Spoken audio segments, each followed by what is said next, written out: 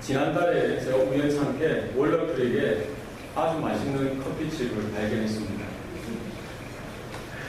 저희 아내도 커피를 좋아하고 저도 커피를 좋아하는데 보통 커피 하면은 어디가 생각납니까? 스타벅스. 스타벅스가 최고죠. 없는 나라가 없어요. 67개 국가에 들어갔다고 하고 지금 뭐 2만 개 이상의 그 지점이 있는 스타벅스가 없는 데가 없습니다. 이번은 모레를 다녔는데 그래서 월러크릭 가도 보통 스타벅스에 들려서 이제 커피를 이렇게 사 먹곤 했는데 지난번 김진규 목사님 오셨을 때 같이 이렇게 돌아보다가 커피집을 발견했어요. 그 커피집 이름이 커피숍. 커피집 이름이 커피숍이에요. 그 옆에 분명히 스타벅스도 있고 또 바로 옆에 피치 커피라고 아주 유명한 브랜드 중에 하나는 피치 커피 바로 옆에 있는데도 커피숍이 있는 거예요. 야, 이거는 어떤 집인가 들어갔는데 들어가니까 이런 실내 장식이나 디자인들이 아주 심플해요. 단순하더라고요. 또 책상도 뭐 이렇게 고급스럽지 않은 그런 책상들 넓은 책상들에 이렇게 펼쳐놓고 이 커피 만드는 데도 보면 주방도 좀 이렇게 모양이 없어요. 근데 사람들이 많아요. 젊은이들이.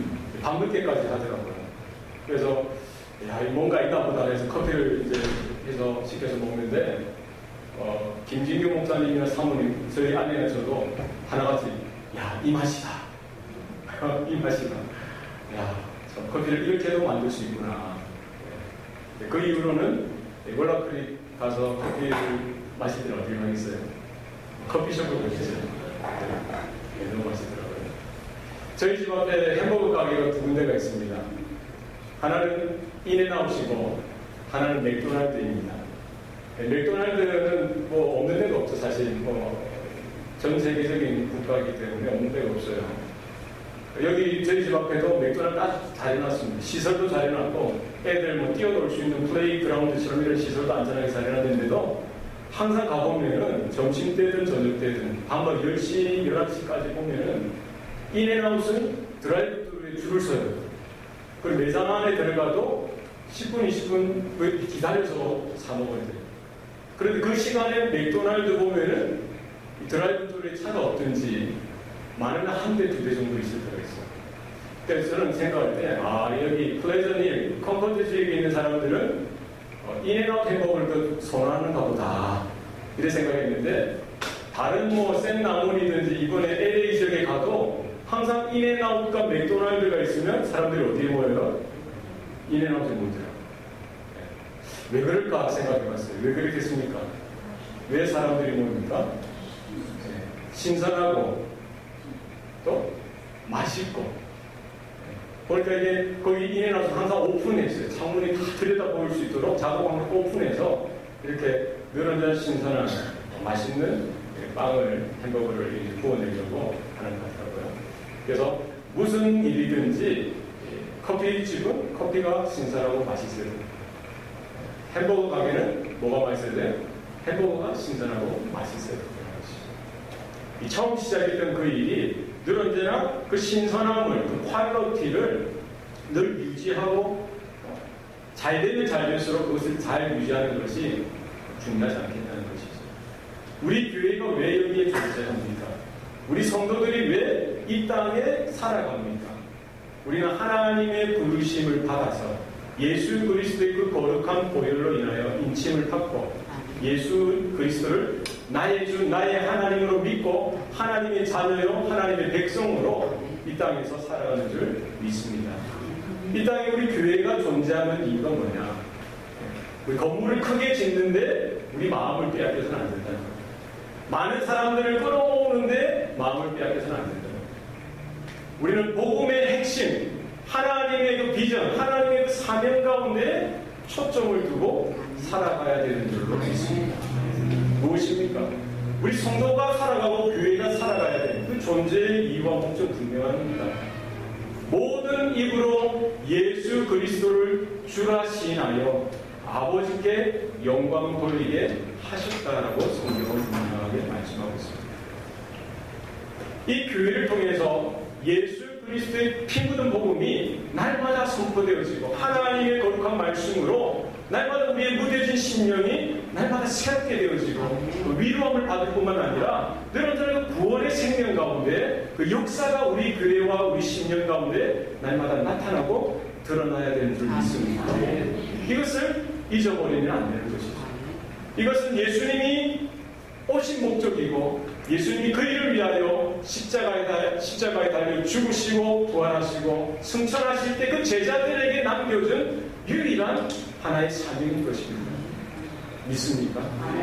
우리가 이 땅에 해야 될 일들이 많습니다. 그러나 영혼을 구원하는 것, 한 영혼을 찾아서 주님의 제자 삼는 그 일에 우리가 초점을 모아야 되는 줄 믿습니다. 모든 입으로 예수를 주라 시인하는 것. 여러분, 모든 입, 모든 민족, 모든 열방이 어떻게 예수 그리스도가 나의 주, 나의 하나님 되십니다. 이 일로 아버지 하나님께서 영광 받으신다는 겁니다. 하늘에 있는 자나 땅에 있는 자나 땅 아래에 있는 자들로 하여금 모든 무릎이 예수 이름에 무릎 꿇게 하신다는 겁니다. 모든 열방이 어디로? 예수님을 통해서 하나님께 예배하는 일들이 나타나게 된다라고 사도 바울은 분명히 말씀하고 있습니다. 이 일을 위하여 하나님께서 이 일이 하나님 홀로 행하시는 일이 아니라 초대교회 그 연약한 빌립보 교회 성도들 하면은 이렇게 사라져 없어버려질 만큼 연약한 그들조차도 하나님은 부르시고 붙드셔서 그들을 통해서 그 성도들을 통해서 그 놀라운 영광의 일을 행하시겠다라고 말씀하고 있는 것입니다. 오늘 사도 바울은 뭐라고 말씀합니까? 12절 말씀에 그러므로 나의 사랑하는 자들아 너희가 나 있을 때뿐 아니라 더욱 지금 나 없을 때에도 항상 복종하여 두렵고 떨림으로 너희 구원을 이루라라고 말씀하고 있습니다. 하나님의 영광을 위하여 하나님 나라의 놀라운 일을 위하여 지금 빌립보 교회 성도들을 불러주시고 그 교회 성도들, 그 초대교회 성도들, 연약한 그 교회들 성도들을 통해서도 하나님은 하나님의 일을 하시겠다라고 사도 바울은 분명하게 말씀하고 있는 것이죠. 그리고 인하여 너희 초대교회 성도들, 빌립보 교회 성도들이 위로를 받고 소망을 품으라고 말씀하고 있습니다. 거기에 머물지 말고 그러므로 나의 사랑하는 형제들아라고 지금 사도 바울이 말하고 있는 것이죠. 지금 사도 바울은 어디에 있습니까?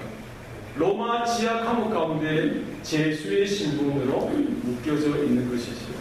그의 마음 가운데 다른 것이 아니라 지금 그의 마음은 하나님의 나라, 하나님 아버지의 영광으로 가득 찬 것입니다. 그리고 지금 여전히 부족하지만 그 빌립보 교회는 어떤 교회입니까?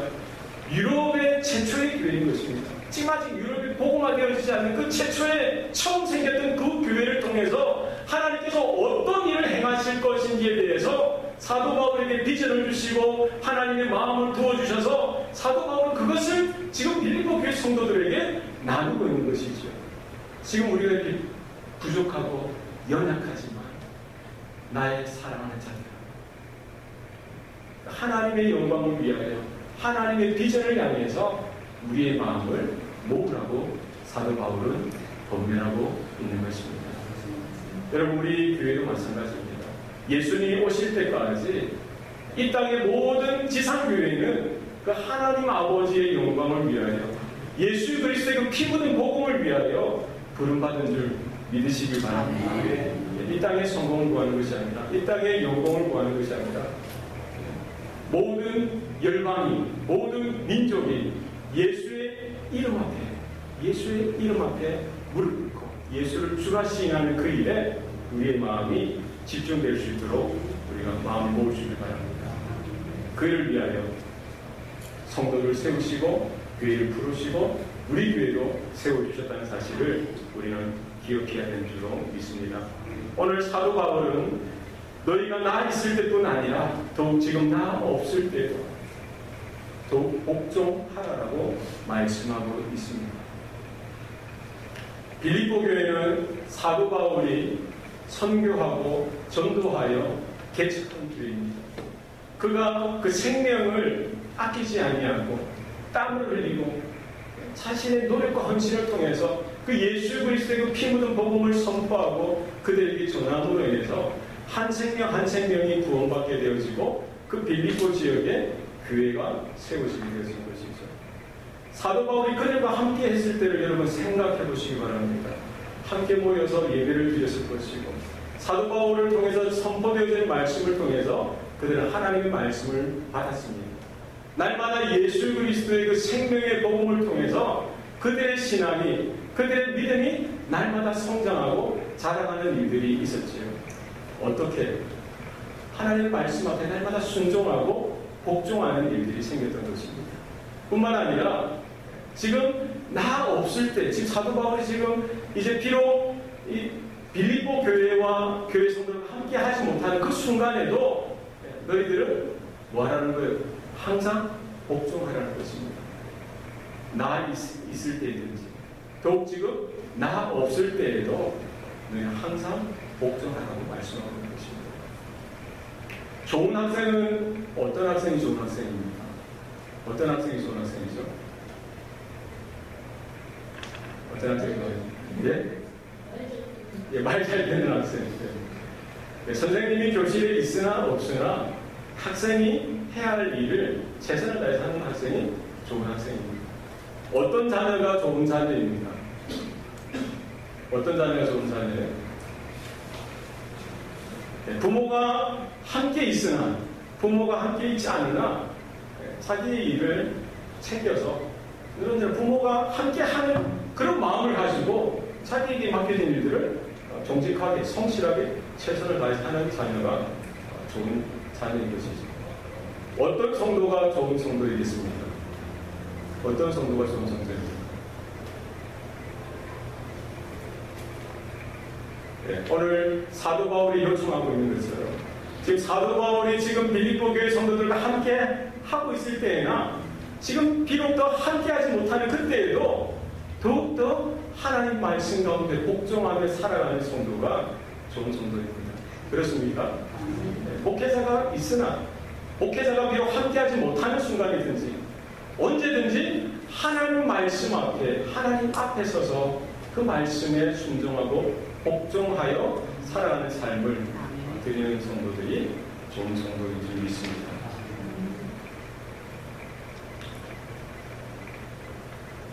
오늘 우리의 믿음의 삶의 내용은 어떠해야 합니까?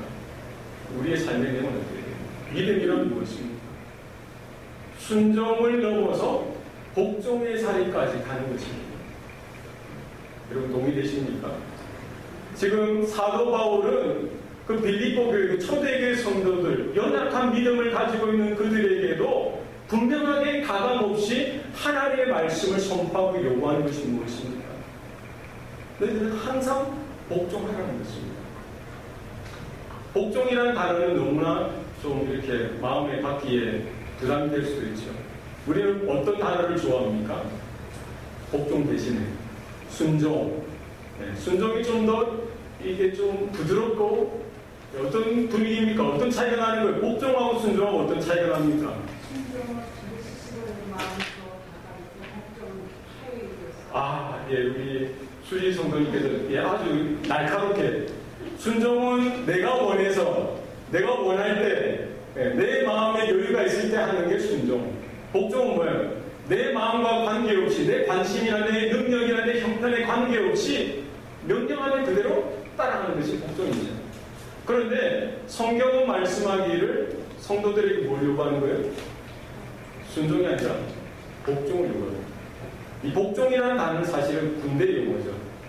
군대에는 순종보다 뭐가 있어요? 복종이 있어요.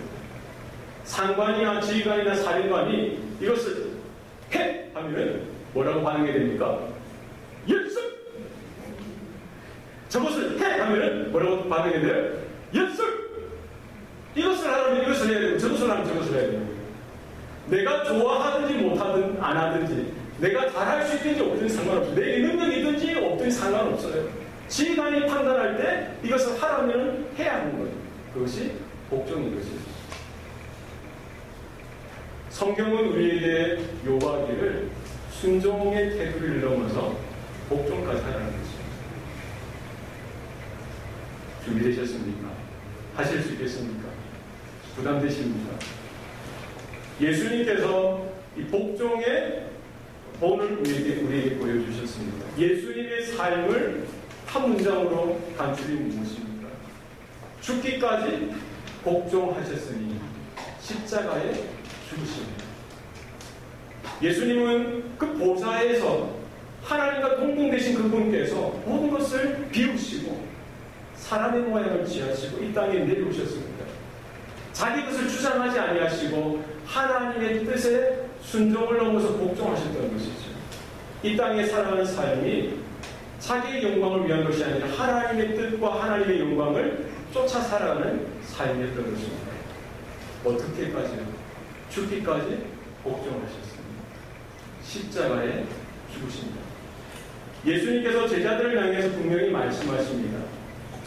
너희는 날마다 자기를 부인하고 자기 십자가를 지고 나를 쫓으라라고 말씀하고 있는 것이죠. 저와 여러분 가운데 우리가 깨달으나 깨달을 수 없으나 내가 하고 싶거나 하고 싶지 않으나 우리의 마음 가운데 하나님의 뜻이라면 하나님의 말씀이라면 우리가 복종할 수 있는 귀한 은혜가 나타날 수 있길 바랍니다. 지금은 내가 깨닫지 못하지만 지금은 내가 할 수 없지만 그럼에도 불구하고 하나님의 말씀이 내가 순종을 넘어서 복종하겠습니다. 이러한 모습이 우리 교회 가운데 성도 가운데 나타날 수 있길 바랍니다. 이어서 사도 바울은 말하기를 두렵고 떨림으로 너희 구원을 이루라라고 말씀하고 있습니다. 지금 빌립보 교회를 향한 편지는 사도 바울이 예수 그리스도 안에서 빌립보에서 사는 성도들과 감독들과 장로들에게 쓰는 편지입니다. 그러면 지금 이 편지를 받아보는 그 성도들, 감독들, 장로들은 뭐예요? 이미 하나님의 구원을 받은 자입니다. 그런데 지금 사도 바울이 요구하는 것은 무엇입니까? 두렵고 떨림으로 너희 구원을 이루라라고 말씀하고 있는 것이죠. 무슨 말인 것 같습니까? 좀 핀트가 맞지 않지 않습니까? 지금 새 가족에게, 불신자에게 말하는 것이 아니라 이미 예수 그리스도의 그 복음을 통해서 구원받은 자에게 하신 말씀이죠. 이 구원에는 세 가지 시대가 있습니다. 구원에는 세 가지 시대가 있습니다. 과거, 현재, 미래가 있는 것이죠. 구원의 과거 시제는 뭐죠? 칭의입니다. 칭의의 구원. 그러면 구원의 현재 시대는 무엇입니까? 성화, sanctification, 성화라는 거죠. 그럼 구원의 미래의 시제는 무엇입니까? 영화예요, 영화. glorification. 우리가 예수님을 처음 그 복음을 듣고 믿게 되었을 때 우리는 구원받게 되시는 것이죠. 너희가 그 은혜로 너희 믿음으로 말미암아 구원을 받았으니 이는 너희에게서 난 것이 아니라 하나님의 선물이라. 에베소서 2장 8절에서 분명히 말씀하고 있습니다. 우리 예수님의 복음을 듣고 우리가 믿게 되었을 때에 우리는 하나님의 구원을 받은 줄 믿습니다. 우리 이 땅을 살아가면서 우리는 어떤 존재로 살아가는 거예요? 하나님의 자녀로서, 하나님의 백성으로서, 구원받은 성도로서 살아가게 되는 것이죠. 우리가 불의한 사고로 인해서 예측할 수 없는 사건으로 인해서 우리가 지금 오늘 저녁에 죽게 되더라도 분명한 것은 무엇입니까? 우리가 하나님 나라에 들어갈 수 있다는 것입니다. 믿습니까? 이게 칭의의 구원이에요. 그러나 그게 다가 아니라는 것이죠. 사도 바울이 오늘 본문을 통해서 말씀하고 있는 것은 뭐예요?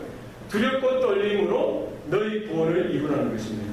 이것은 성도가 이 땅에 살아가는 동안 믿음으로 살아갈 때에 하나님의 말씀을 날마다 듣고 순종하며 헌신하여 하나님을 위하여 살아갈 때에 우리가 그리스도의 장성한 분량에 이르기까지 성장하며 나중에 예수님께서 재림하실 때 천군 천사들을 대동하시고 구름 타고 오신다라고 분명히 말씀하셨습니다. 그때 천사장이 나팔을 불 때 예수님이 오시는데 그때 어떻게 됩니까? 믿음 가운데 죽은 자들은 그때 땅에서 부활을 하게 되었죠. 영생의 부활을 하게 되었습니다. 영화로운 몸을 입고 부활을 하게 되어 예수님을 맞게 되었습니다.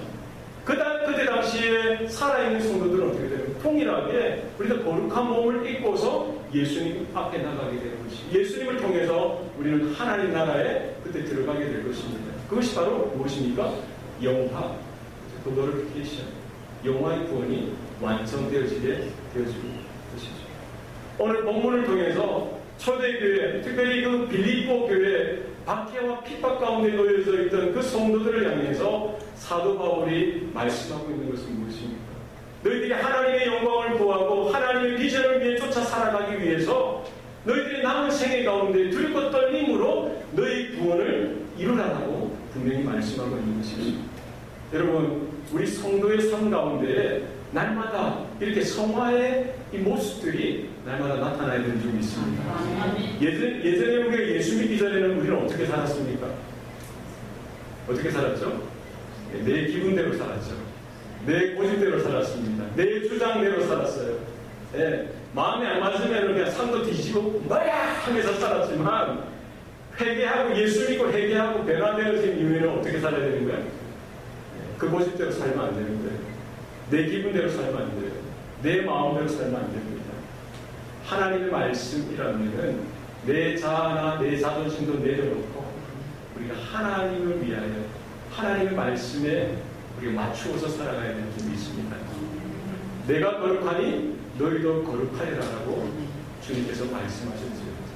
내가 너희를 사랑한 것처럼 너희도 서로 사랑하라고 말씀하셨습니다. 그 냄새나는 그 더러운 그 제자들의 발을 다 일일이 씻어주신 것, 그리고 제자들에게 내가 너희에게 행한 것처럼 너희도 행하라고 말씀하십니다.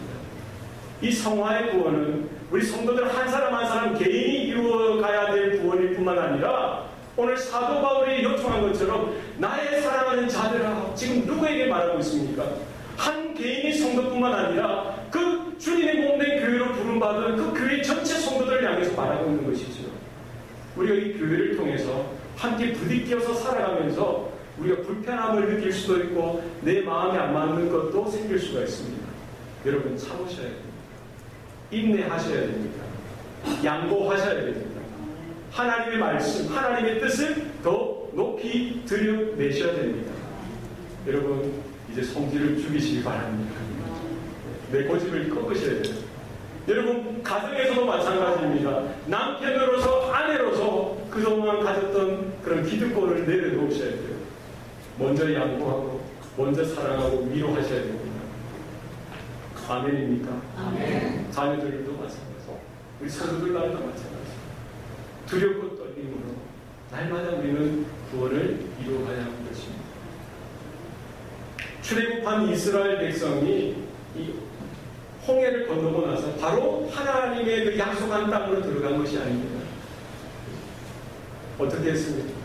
그들은 그 10가지 재앙을 통해서 분명히 하나님이 살아계시고 하나님이 그 이스라엘의 주인 되심을 그들은 분명히 알았던 것이죠.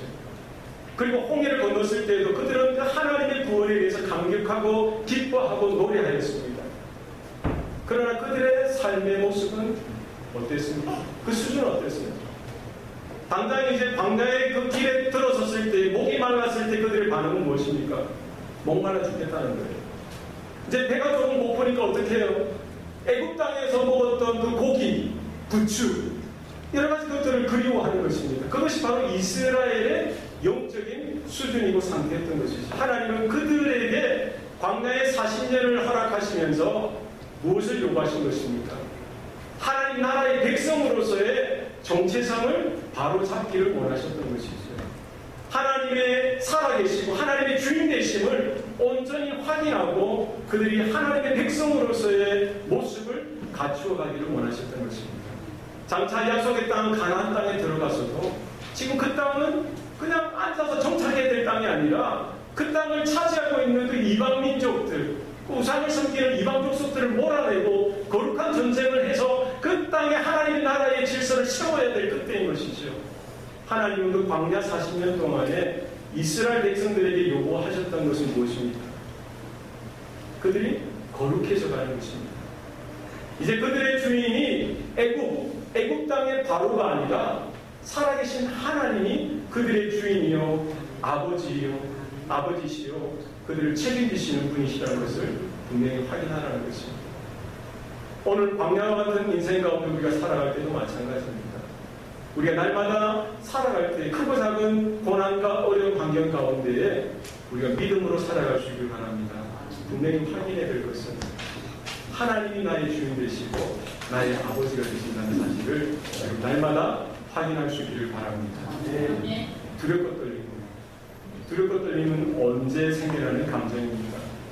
노예가 힘이 없는 자가 강자 앞에서 섰을 때에 막 비굴한 그런 걸 말하는 것이 아니죠. 오늘 본문에 나와 있는 두렵고 떨림은 어떤 모습입니까? 영존하신 하나님 앞에, 거룩하신 하나님 앞에 섰을 때에 예배자의 모습을 말하고 있는 것입니다. 이사야 선지자가 처음 하나님을 대면했을 때 그가 어떻게 반응했습니까? 화로가 나여 내가 망하게 되었구나. 내가 거룩하신 하나님을 되었습니다. 라고 그가 반응을 했던 것이죠. 우리가 하나님 앞에 섰을 때 거룩한 두려움, 거룩한 떨림이 있기를 바랍니다. 우리가 교회에 있을 때뿐만 아니라 우리의 가정과 직장과 우리가 살아가는 모든 삶의 현장 가운데 하나님의 임재를 날마다 경험할 수 있기를 바랍니다. 그리하여 두렵고 떨림으로 우리에게 맡겨진 이 성화의 구원을 주님 오시는 그 순간까지 날마다 이루어가는 저와 여러분 될 수 있기를 바랍니다. 우리 본문 13절 우리 다 같이 한번 읽도록 하겠습니다. 시작. 너희 안에서 행하시는 이는 하나님이시니 자기 뜻을 위하여 너희에게 손을 두고 행하게 하시나니. 너희 안에 행하시는 이는 하나님이시니 라고 분명히 말씀하고 있습니다.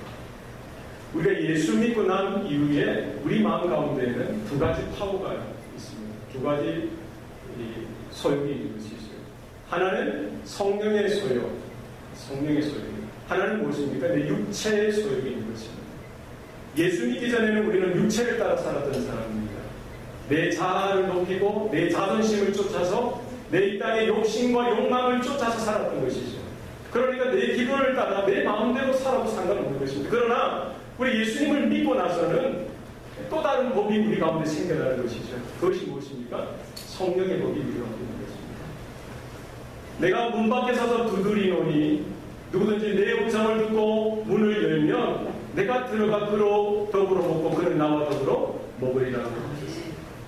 우리 예수님을 영접하고 예수님을 믿고 영접할 때에 하나님의 성령께서 그리스도의 영께서 우리 각신령 가운데 들어오시는 줄 믿습니다. 그 성령의 내주하심이죠. 우리가 하나님 나라에 들어가기까지 성령께서는 우리 각신령을 떠나시지 않으신다는 사실입니다. 예수 믿고 나서는 내가 내 기분대로 내 마음대로 내 마음대로 살아서는 되는 것이 아닙니다. 우리는 무엇을 쫓아서 살아야 됩니까? 성령의 소욕을 쫓아서 살아야 됩니다. 왜 그렇습니까? 우리 각 사람 안에 누가 계시죠? 우리 안에 행하시는 하나님이 성령께서 계신다는 사실을 여러분 기억하시기 바랍니다. 항상 우리 가운데 영적인 갈등이, 영적인 싸움이, 영적인 전쟁이 어디에서부터 시작됩니까? 우리 마음 가운데에서부터 있는 거예요. 여러분 잘 생각해 보시기 바랍니다. 지난 한 주간 살았던 여러분의 삶을 한번 돌이켜보세요. 여러분 어떻게 평탄하게 사셨습니까? 네. 우리 마음에는 항상 영적인 갈등, 영적인 전쟁이 있는 것입니다. 하나님의 원하시는 방향이 있는 거예요. 하나님의 기뻐하시는 그 뜻이 있는 것입니다. 그 분명히 우리가 알아요. 그러나 우리는 무엇을 더 놓치지 않으려고 하는 것입니다. 내 마음, 내 주장, 내 자아, 육체의 소욕을 우리가 때로는 더 귀하게 생각하고 더 중요하게 생각할 때가 분명히 많다는 거예요. 우리가 생각하고 선택하고 행동해야 될 그 순간에 우리는 무엇을 따라 선택하고 행동해야 하는지 해왔는지 여러분 돌이켜보시기 바랍니다. 우리가 선을 행하고 우리가 친절을 베풀고 우리가 전도를 하고 교회 일을 하고 하나님의 여러 가지 일들을 감당할 때에도 분명한 것은 우리 안에 행하시는 분이 계신다는 사실입니다. 하나님의 음성 가운데 하나님이 주시는 영적인 감동 가운데 늘 언제나 민감하게 반응할 수 있는 저와 여러분 될 수 있기를 바랍니다. 자기의 뜻, 기뻐하는 뜻을 위하여 너희에게 소원을 두고 행하게 하신다라고 사도 바울은 분명히 말씀하고 있습니다. 하나님은 하나님이시기 때문에 하나님의 자녀 백성들에게 야, 너 이거 해, 저거 해 이렇게 해서 일하실 수도 있지만 그렇게 하시지 않는다는 거예요. 어떻게 하신다는 거예요? 우리 안에 그 하나님의 기뻐하시는 뜻을 위하여 무엇을 두신다고요? 소원을 두신다는 거예요. 우리 안에 소원을 두시고 원하는 그 마음을 두셔서 그 다음에 하나님의 일 가운데 순종하고 복종하고 따라 살아갈 수 있도록 하신다는 사실입니다. 여러분 혹시 자녀들 중에 공부하기를 아주 싫어하는 자녀가 있지는 않습니까? 제가 예전에 그랬어요.